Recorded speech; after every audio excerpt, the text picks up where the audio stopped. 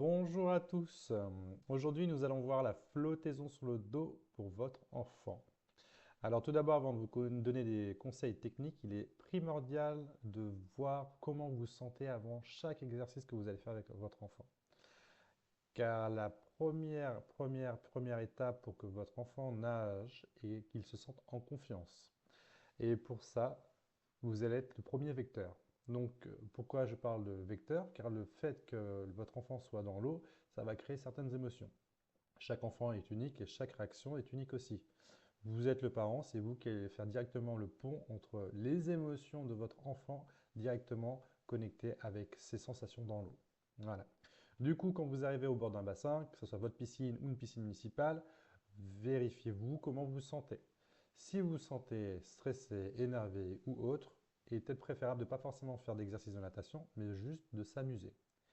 Et si le stress est encore plus impactant, parfois il est préférable de ne pas aller dans l'eau, de rester au bord du bassin, de faire des jeux ou autre, quoi que ce soit.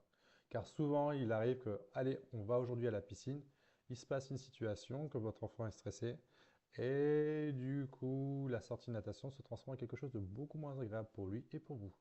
Donc toujours se centrer sur comment vous vous sentez avant de mettre un pied dans l'eau. Ceci dit, maintenant rentrons dans le vif du sujet.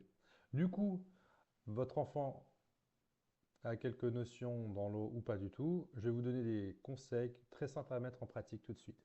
Alors, première chose, lorsque vous allez dans l'eau, vous connectez directement avec votre enfant d'une manière le plus fun, le jeu. Dès que vous avez fait ça, vous allez dans l'eau, vous gardez votre enfant de n'importe quelle manière vous voulez proche de vous. Et ensuite, quand vous commencez à rentrer dans l'eau, vous, avec vos jambes, vous commencez à prendre déjà la température de l'eau. Et oui, car normalement, dans les piscines municipales en France, le bassin devrait être à 32 degrés, dans les bassins ludiques, ce qui est vraiment parfait pour les enfants. Parfois, l'eau est un peu plus fraîche. Du coup, c'est à vous de faire des mouvements avec votre enfant afin de réchauffer son corps. Là, vous commencez à rentrer dans l'eau, vous voyez la réaction de votre enfant, il est content, vous continuez, il est un petit peu apeuré, vous le gardez vraiment très proche de vous. Ok? Toujours le contact physique, mais vraiment proche de votre corps. Lorsque vous descendez, vérifiez bien que vous arrêtez au niveau du nombril, du ventre, et vous voyez. Vous y allez des crescendo. Si vous voyez que c'est simple, vous continuez. Si ça l'est un peu moins, vous faites des petits sauts aléa de haut en bas, afin que votre enfant le prenne ça comme un amusement. Et oui, parce que le fait de faire de haut en bas, ça va créer des sortes de sensations comme les montagnes russes, des petits papillons dans les ventres. Et donc du coup, l'enfant ne sera plus focus sur la température de l'eau ou sur ses appréhensions. Et ouais. Du coup, là, on n'essaye pas de cacher les émotions, on essaie juste de stimuler l'enfant sur quelque chose qu'il apprécie pour qu'il s'acclimate le plus rapidement possible à l'eau. Ok? Ensuite, vous mettez donc vos mains en dessous les aisselles de votre enfant. Ok? Et lorsque ce moment d'acclimatation avec l'eau est fait, vous mettez votre enfant au niveau des épaules sous l'eau. L'eau doit être au-dessus des épaules de votre enfant. D'accord? Super important. Pourquoi?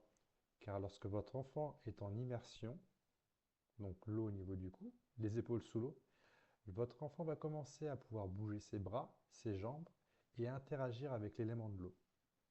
Et c'est là qu'il y a un travail de proprioception. Souvent, on voit des parents qui tiennent leur enfant au niveau sous les fesses, un peu surélevé, afin de protéger, d'avoir un sentiment de sécurité. Ce qui est très bien. Mais si, dans la mesure où vous voulez que votre enfant progresse et se rapproche de l'autonomie dans l'eau, laissez le maximum de son corps sous l'eau. D'accord? Au départ, la tête, bien sûr, respire proche de vous.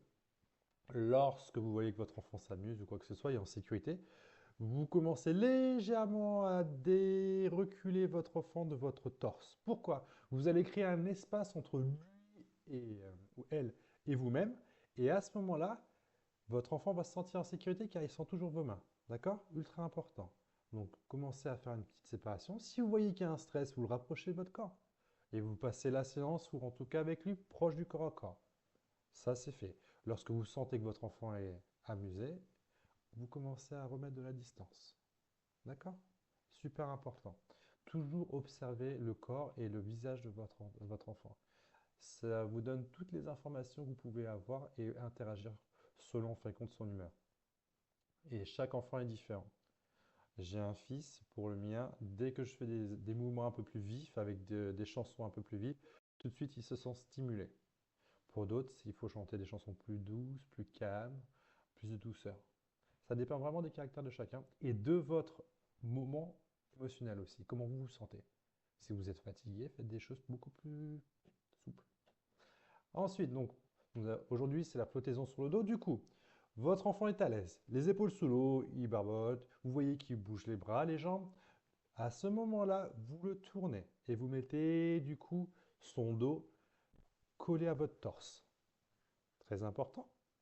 Ensuite, vous le décalez légèrement et à ce moment-là, vous mettez sa tête au niveau de votre cou. Votre enfant est toujours vertical, les pieds vers le bas, la tête vers le haut. Mais sa tête colle directement à votre cou. Pourquoi?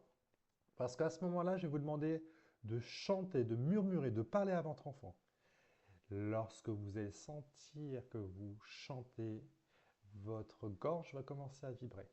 Et cette vibration de votre gorge va être en contact direct avec la tête de votre enfant, ce qui va le rassurer, notamment pour les nourrissons.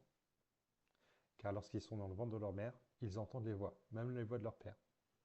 Du coup, lorsque vous commencez à parler, à chantonner, vous voyez que vous le rassurez, vous avez toujours vos mains en dessous de ses aisselles, sa tête collée à votre gorge, et là vous commencez à l'inclinaison. Toujours en chantant. Pour ma part, avec mon fils, je chante fort et lentement à ce moment-là. La la la la la. Et lorsque je commence de plus en plus à incliner, je regarde le point le plus important de ce moment-là, c'est les mains et les jambes de mon enfant. S'il s'agrippe à moi, c'est qu'il ne se sent en insécurité. Si ses jambes sont tendues vers le ciel, c'est qu'il veut être redressé. Alors, lorsque j'observe que les jambes de mon enfant sont raides, j'arrête l'inclinaison. Je vois que mon enfant se détend. Je repars encore son inclinaison à un angle beaucoup plus ouvert. Dans l'autre sens, si les jambes sont toujours contractées, je peux revenir directement un petit peu plus à la verticale. Le but du jeu est de faire cette manipulation plusieurs fois, jusqu'à temps que votre enfant se sente de plus en plus rassuré. À chaque fois, par exemple, s'il a les jambes tendues, vous revenez à la verticale, vous le tournez vers vous, vous le félicitez. Et à ce moment-là, vous allez voir que votre enfant va prendre ça pour un jeu. Le but du jeu, c'est qu'il soit ensuite totalement à l'horizontale, le regard vers le ciel ou le plafond, et que vous lui chantez une chanson. Du coup, vous pouvez lui chanter la première fois, lorsqu'il est totalement allongé, une chanson pendant 5 secondes. Na, na, na, na, na, na, na, na. Pour ma part, je fais 1, 2, 3, 4, 5. Et ensuite, je touche le front de mon enfant. Lorsque mon enfant maintenant sent que je lui touche le front, il sait qu'on va revenir à la verticale. Pourquoi j'instaure ça? Les 5 secondes plus toucher le front instaure une routine avec votre enfant qui va le rassurer, qu'il ne va pas rester à vie sur sa position dorsale. Eh oui, parce qu'il ne voit pas ce qui se passe derrière lui, donc ça peut créer une sensation d'insécurité. Maintenant qu'il a ma voix, maintenant qu'il a les 5 secondes, maintenant qu'il a le toucher avec mon doigt, il sait que cette situation-là va passer. Toujours à la fin, je le félicite. Et ensuite, lorsque cette situation de flottaison est agréable pour lui, vous pouvez augmenter le nombre de secondes avant de lui toucher son front. Je vous souhaite à tous une bonne journée et une bonne vie.